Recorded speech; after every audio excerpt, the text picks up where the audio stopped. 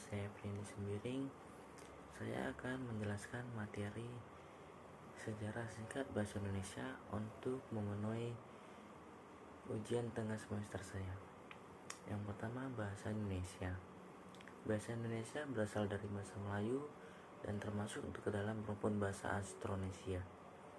Bahasa Melayu sudah berabad-abad digunakan sebagai bahasa penghubung di Nusantara ini pada zaman Sriwijaya dan Majapahit. Pada masa kolonial Belanda, bahasa Melayu dikenal sebagai bahasa sehari-hari yang dikenal dengan istilah Melayu Pasar. Melayu Pasar sangat mudah dipahami, dimengerti, ekspresif, dan memiliki toleransi yang besar.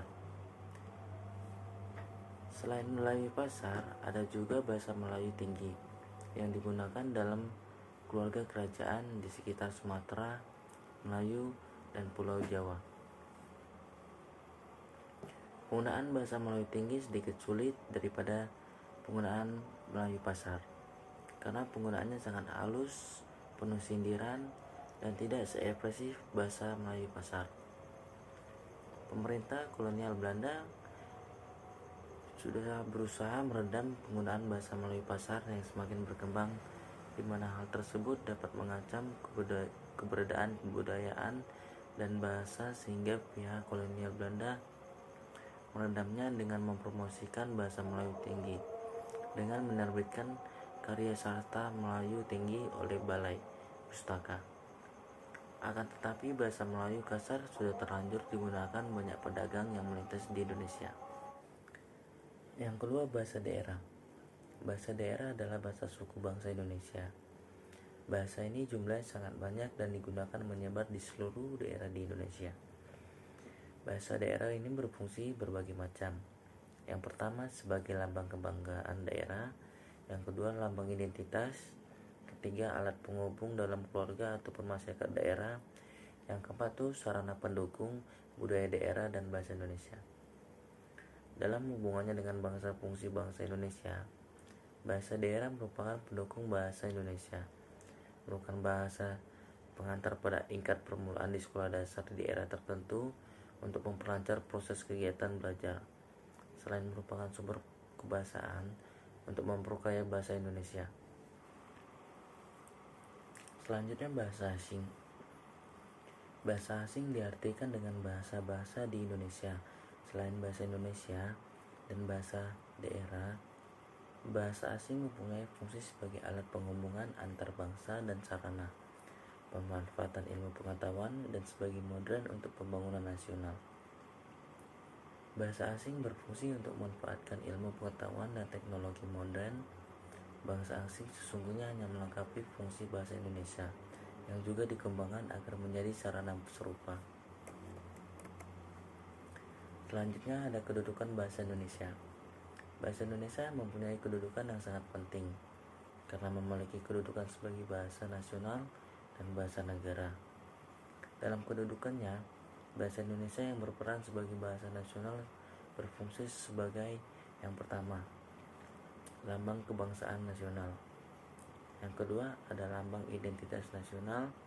Yang ketiga, alat pemersatu bangsa, latar belakang daerah, sosial, dan bahasa daerahnya. Yang keempat, sebagai alat komunikasi antar daerah dan antar budaya. Kedudukan bangsa Indonesia ditetapkan pada 18 Agustus 1945 yang disahkan sebagai Undang-Undang Dasar 1945 pada bab 15 pasal 36. Dinyatakan bahwa bahasa negara ialah bahasa Indonesia dalam kedudukan yang berfungsi bahasa resmi kenegaraan. Yang kedua, bahasa pengantar di dunia pendidikan. Yang ketiga, bahasa untuk kepentingan perencanaan perhubungan pada tingkat nasional dan pelaksanaan pembangunan serta pemerintah. Yang terakhir, untuk bahasa resmi di dalam pengembangan kebudayaan dan pemanfaatan ilmu pengetahuan serta teknologi modern. Selanjutnya, bahasa Indonesia sebagai bahasa negara. Yang pertama, bahasa resmi kenegaraan. Maksud dari bahasa Indonesia sebagai bahasa resmi kenegaraan bahwa bahasa Indonesia dipakai di dalam kegiatan-kegiatan resmi kenegaraan seperti upacara, peristiwa dan kegiatan kenegaraan baik dalam bentuk lisan maupun dalam bentuk tulisan. Salah satu kegiatan tersebut adalah penulisan dokumen dan putusan-putusan serta surat-surat yang dikeluarkan oleh pemerintah dan badan-badan kenegaraan lainnya, serta pidato-pidato kenegaraan. Yang kedua, bahasa Indonesia sebagai pengantar dalam pendidikan. Bahasa Indonesia memiliki fungsi vital di dunia pendidikan, mulai dari taman kanak-kanak sampai dengan perguruan tinggi di seluruh Indonesia, kecuali pada daerah-daerah tertentu yang masih menggunakan bahasa daerah sebagai bahasa pengantarnya, seperti Aceh, Batak, Sunda, Jawa, Madura, Bali, dan Makassar. Akan tetapi hanya sampai tahun ketiga pendidikan sekolah dasar. Yang ketiga, alat perhubungan pada tingkat nasional. Dalam hal ini, bahasa Indonesia dipakai bukan saja sebagai alat komunikasi timbal balik antar pemerintah dan masyarakat luas, bukan saja sebagai alat perhubungan antar daerah dan antar suku, melainkan juga sebagai alat perhubungan di dalam masyarakat yang sama latar belakang sosial, budaya, dan bahasanya. Yang keempat, alat pengembangan kebudayaan, ilmu pengetahuan, dan teknologi. Dalam hubungan ini, bahasa Indonesia adalah satu-satunya alat yang memungkinkan kita membina dan mengembangkannya. Kebudayaan nasional sedemikian rupa sehingga bahasa Indonesia memiliki ciri-ciri dari identitasnya sendiri yang membedakannya dengan kebudayaan daerah. Jadi bisa kita simpulkan dari penjelasan yang baru saja saya sampaikan bahwa fungsi bahasa Indonesia yang teramat penting untuk negara kita ini, sehingga memerlukan perjuangan yang tidak mudah, dan kita sebagai kaum pelajar harus mempertahankan dan mengembangkannya agar bisa memiliki fungsi dalam segala bidang, baik sosial, budaya, pendidikan, dan ilmu pengetahuan. Peranan bahasa Indonesia juga untuk menghubungkan masyarakat Indonesia kita ini agar mampu mengembangkan pemikiran dan ide-ide dengan baik.